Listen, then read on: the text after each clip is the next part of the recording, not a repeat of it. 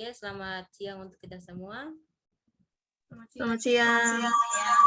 Oke, baik. Di sini saya akan mempresentasikan hasil jurnal saya yang berjudul Analisis Kemampuan Pemahaman Matematis Siswa SMP ditinjau dari minat belajar.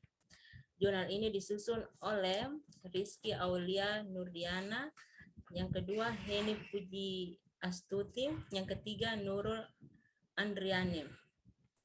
Oke, langsung saja ya. Yang pertama yaitu abstrak. Penelitian ini bertujuan untuk mendeskripsikan dan menganalisis kemampuan pemahaman matematis siswa SMP ditinjau dari minat belajar dalam menyelesaikan soal matematika. Teknis analis data dalam penelitian ini menggunakan persentase, nilai rata-rata, dan ANOVA satu jalur. Yang kedua, pendahuluan. Pendidikan merupakan faktor yang meliputi semua aspek kemajuan dan pembangunan dari suatu bangsa, terutama dalam menghadapi era globalisasi saat ini. Pendidikan berkaitan dengan pembelajaran dan merupakan usaha yang dilakukan setiap orang untuk melakukan perubahan dan menumbuhkan kepribadian berlandaskan dengan nilai yang baik dan masyarakat. Minat belajar adalah salah satu faktor yang dapat menjadikan penyebab rendahnya pemahaman matematis yang dimiliki siswa.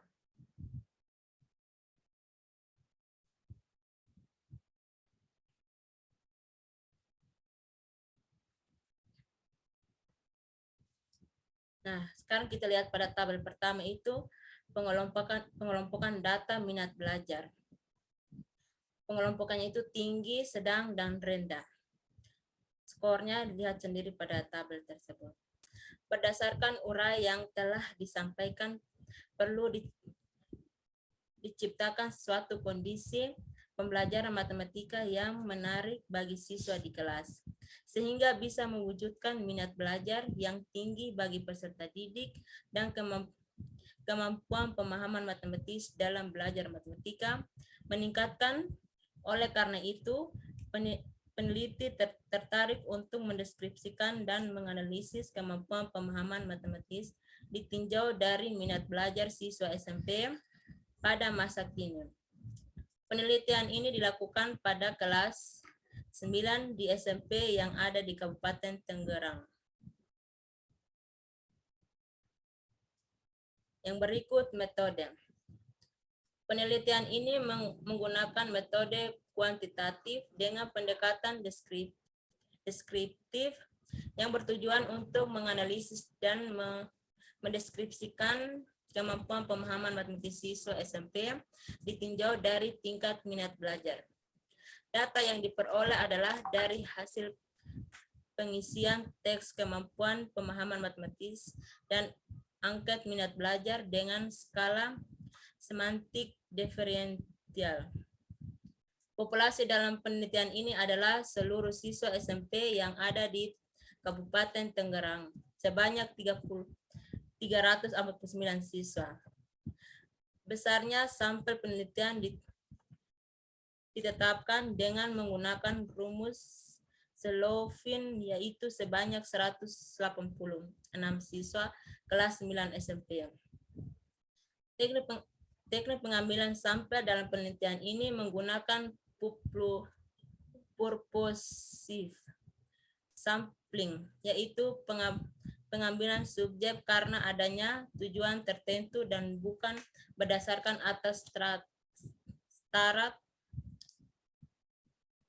random atau daerah.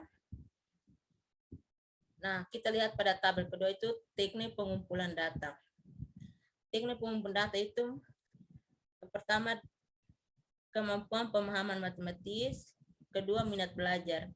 Kemampuan itu dengan tes atau dengan tes uraian, yang minat belajar dengan angket itu 8 item pernyataan. Yang berikut hasil dan diskusi. Berdasarkan instrumen tes uraian dan angket diuji coba dahulu kepada siswa yang tidak dijadikan sampel penelitian. Penelitian membuat tingkat paket soal tes berbeda yang sebelumnya sudah divalidasi. Ahli dengan masing-masing paket terdapat 6 soal. Nah, sekarang kita lihat pada tabel ketiga, yaitu hasil perhitungan tes kemampuan pemahaman matematis siswa. Nah, yang pertama 81%, yang kedua 60%, yang ketiga 20%, total 54%. Berdasarkan hasil deskripsi, data kemampuan pemahaman matematis pada indikator A menyatakan ulang diferensi suatu konsep sebesar 81 derajat dengan penafsiran tinggi sedang presentasi rata-rata siswa SMP sebesar 54%, artinya tergolong rendah.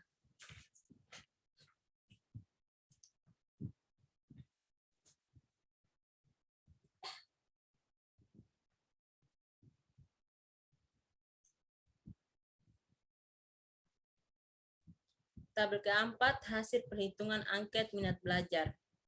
Berdasarkan hasil deskripsi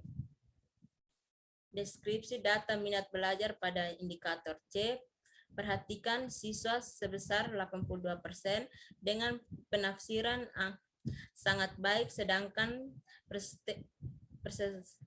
persentase rata-rata siswa SMP sebesar 65%, artinya tergolong baik.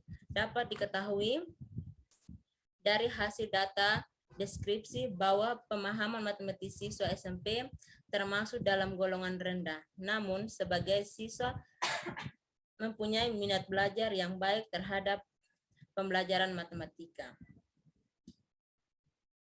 Tabel yang kelima, data hasil pengelompokan minat belajar. Berdasarkan data pada tabel kelima diperoleh bahwa minat belajar siswa SMP kelas 9 dengan jumlah 186 siswa dengan kelompok minat belajar rendah sebanyak 48 siswa dengan presentasi sebesar 25,81%. Kelompok minat belajar sedang sebanyak 77 siswa dengan presentasi sebesar 41,39%. Dan kelompok minat belajar rendah sebanyak 61 siswa dengan persentase sebanyak 32,8%. Tabel yang keenam, data deskriptif hasil kemampuan pemahaman matematis berdasarkan tingkat minat. Dapat diketahui dari tabel 6 bahwa nilai rata-rata kemampuan pemahaman matematis siswa dengan minat belajar rendah adalah 46,21 dan setara deviasinya adalah 12,2.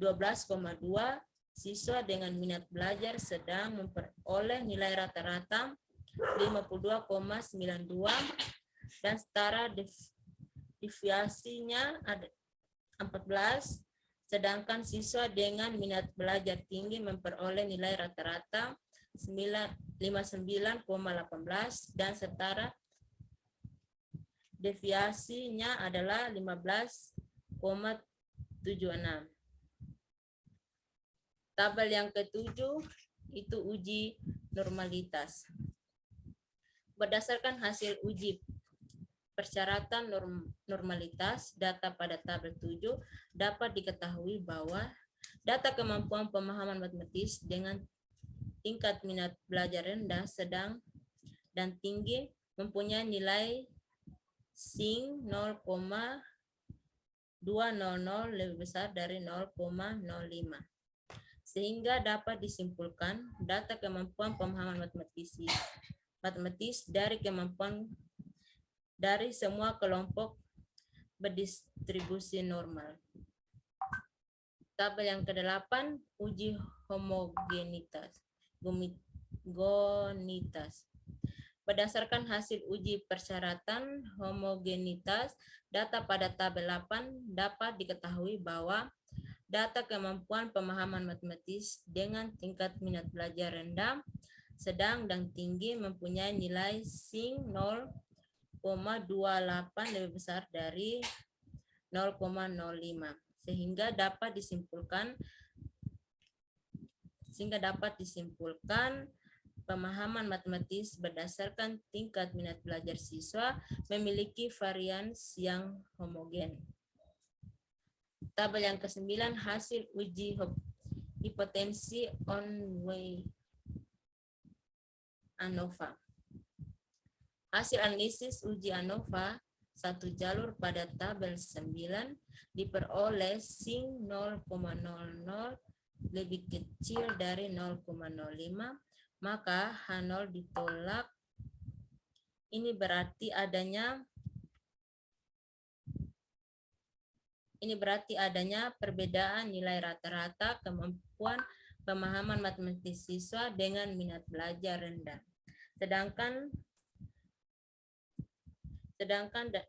Sedang dan tinggi berdasarkan hasil analisis data deskriptif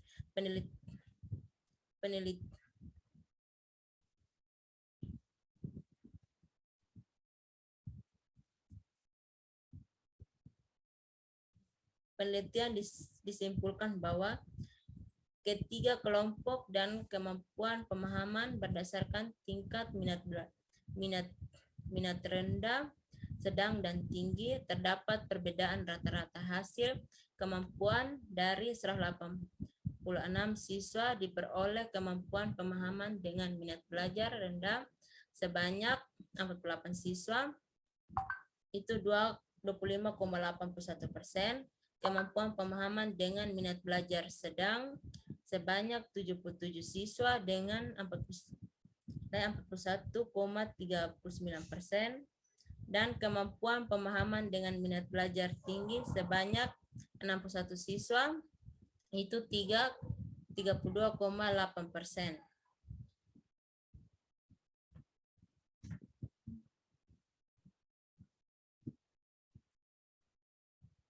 Yang berikut hasil analisis kemampuan pemahaman matematis pada materi bangunan ruang sisi lengkung sesuai dengan tingkat minat belajar masing-masing siswa. Yang pertama, siswa dengan minat belajar tertinggi. Yang kedua, siswa dengan minat belajar sedang. Yang ketiga, siswa dengan minat belajar rendah.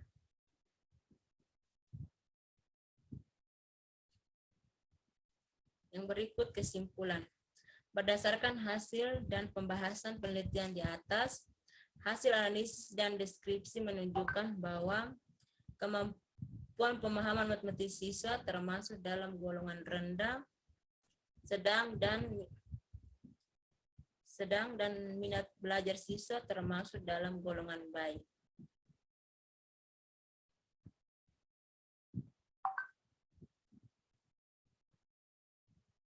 Baik, itu hasil presentasi saya. Mungkin dari teman-teman ada mau bertanya, silakan.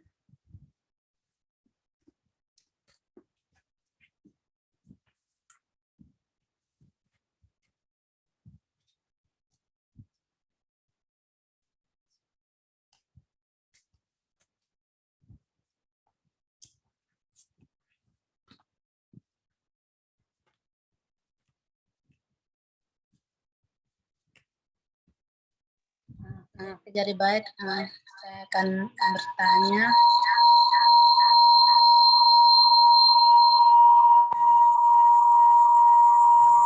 Teknik analisis data menggunakan presentasi, nilai rata-rata, dan ANOVA satu jalur. Jadi yang menjadi pertanyaan saya itu, ANOVA itu artinya apa?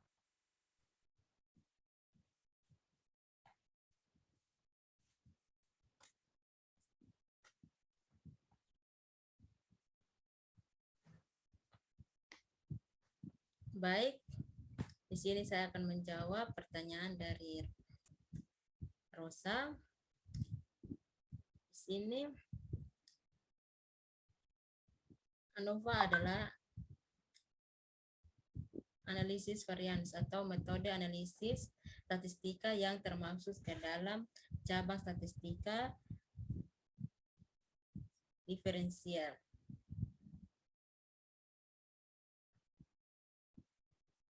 Bagaimana Uca?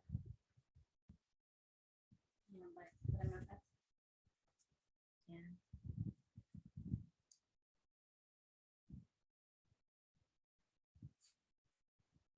Baik, dari teman-teman masih ada pertanyaan?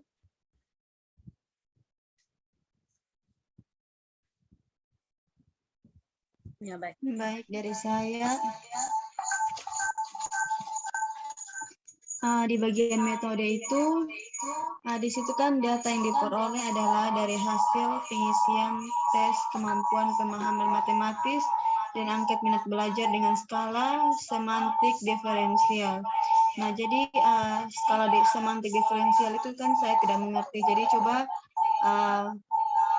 Saudara Esther menjelaskan apa itu skala semantik diferensial. Terima kasih. Oke, baik. Saya akan menjawab pertanyaan dari saudara kita Putri. Nah, analisis semantik diferensial itu adalah alat ukur afektif yang dapat digunakan untuk mengukur respon atau estetika siswa.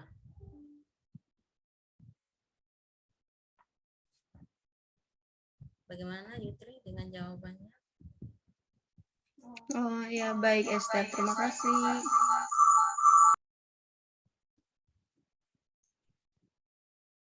Baik, masih ada lagi pertanyaan?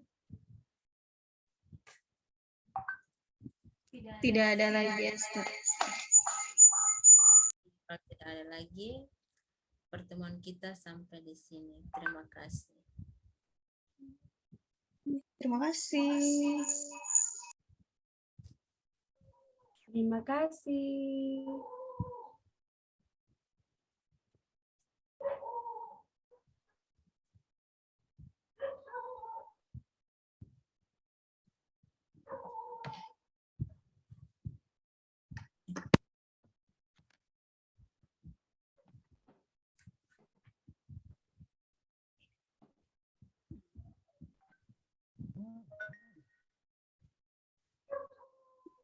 Oh, di sini.